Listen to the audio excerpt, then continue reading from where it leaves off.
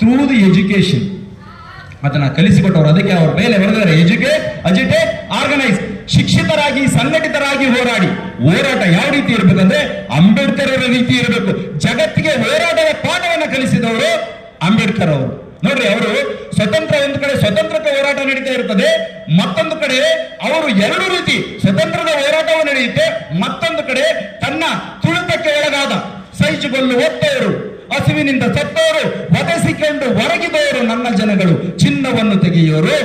They excavate gold but they go naked.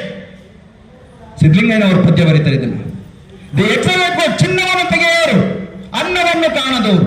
ಅವ್ರು ಚಿನ್ನ ತೆಗೆಯಕ್ಕೆ ಬೇಕು, ಅವರಿಗೆ ಅನ್ನ ಸಿಗ್ತಾ ಇಲ್ಲ. They view cloth but they go naked, ಬಟ್ಟೆಯನ್ನು ನೇಯೋರು, ಬರೀ ಮೈಲಿಗೆ ಹೋಗೋರು ನನ್ನ ಜನಗಳು. ಪರಮಾತ್ಮನ ಹೆಸರು ಹೇಳಿ ಪರಮಾನ್ನ ಉಂಡ ಜನಕ್ಕೆ ಬೂಟು ಮಟ್ಟು ಎಳೆಯೋರು ನನ್ನ ಜನಗಳು.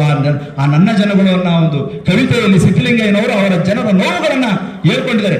ಅಂಬೇಡ್ಕರ್ ಅವರು ಎಷ್ಟು ನೋವನ್ನು ಅನುಭವಿಸಿದ್ದಾರೆ, ತಾವು ನೋವು ಅನುಭವಿಸಿದರೆ, ತಾವು ನೋವು ಅನುಭವಿಸಿ ಒಳ್ಳೆ ಎಜುಕೇಶನ್ ಆದ್ಮೇಲೆ ಅವರೊಬ್ಬರು ಸುಖವಾಗಿ ಎಂತ ಜಾಬ್ ಸಿಗೋದು ಅವರಿಗೆ, ಎಂತೆಂತ ಜಾಬ್ ಆಪರ್ಚುನಿಟೀಸ್ ಆ ದೇಶದಲ್ಲೇ ಕೊಡ್ತಾರೆ. ನೋ, ಅದಲ್ಲ. ನಾನೊಬ್ಬ ಸುಖವಾಗಿರೋದು ಮುಖ್ಯ ಅಲ್ಲ, ನನ್ನನ್ನು ನಂಬಿರುವಂತ ದೇಶದ ಜನರು ಸುಖವಾಗಿರಬೇಕು. ಅದಕ್ಕೋಸ್ಕರ ನನ್ನ ಜೀವ ತ್ಯಾಗ ಮಾಡ್ತೀನಿ ಅಂತ ಅವರ ತಮ್ಮ ಒಟ್ಟಾರೆ ಜೀವನವನ್ನ ತ್ಯಾಗ ಮಾಡಿ ದೇಶಕ್ಕೆ ಬೆಳಕಾಗಿ ಇಂದು ಮುಂದು ಎಂದೆಂದೂ ಬೆಳಕಾಗಿರುವಂತಹ ಅಂಬೇಡ್ಕರ್ ಅವರ ಜಯಂತಿಯನ್ನು ಆಚರಿಸುತ್ತಿರುವಂತಹ ಎಲ್ಲ ರೈಲ್ವೆ ನೌಕರರಿಗೆ ಮತ್ತೊಮ್ಮೆ ಧನ್ಯವಾದಗಳನ್ನ ಸಮರ್ಪಿಸಿ ಈ ಕಾರ್ಯಕ್ರಮದಲ್ಲಿ ಮತ್ತೊಮ್ಮೆ ಮಹಾನ್ ಚೇತನ ಅಂಬೇಡ್ಕರ್ ಅವರಿಗೆ ನಮಿಸುತ್ತಾ ಈ ಒಂದು ಚಿಕ್ಕ ಅವಕಾಶಕ್ಕಾಗಿ ಧನ್ಯವಾದಗಳನ್ನು ಸಮರ್ಪಿಸುತ್ತೇನೆ. ಜೈ ಹಿಂದ್, ಜೈ ಭಾರತ್ ಮಾತೆ.